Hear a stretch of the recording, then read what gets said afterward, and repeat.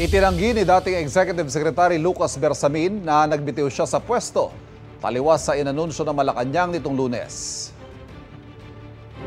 President Ferdinand R. Marcos Jr. has formally accepted the resignations of Executive Secretary Lucas P. Bersamin out of delicadeza, after their departments were mentioned in allegations related to the flood control.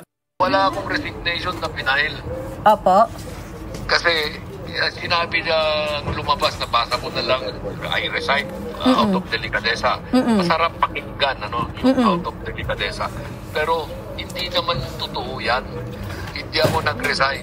Saka alam mo kasi, pag sinabi mong nag-resign ka, parang may tinatakbuhan ka. Ang akin lang is, when they make an announcement about my personal, did I resign or not, they should have consulted me first. Courtesy yan, di ba? Huwag naman yung i-announce na lang nila, you are the last to be told. Ay kay Bersamin, ang tanging liham na kanyang nilagdaan ay ipinasa lamang niya kamakalawa bilang paggalang sa prerogative ng Pangulo na palitan siya. Nagkausap rin daw sila ni Pangulong Bongbong Marcos pero hindi na siya nagbigay ng detalye.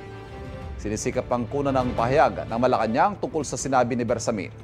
Isa si Bersamin sa mga opisyal na binanggit ni dating Congressman Zaldico na may kinalaman naman sa 100 billion pesos na insertion sa 2025 budget.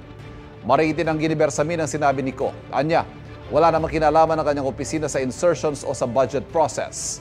Dinepensahan din ni Bersamin ang kanyang apo na si dating PLLO Undersecretary Adrian Bersamin na binanggit din ni Ko sa kanyang video. Mabuting tao anya si Yusek Adrian at hindi raw gagawa ng anumang labag sa utos ng nakatataas.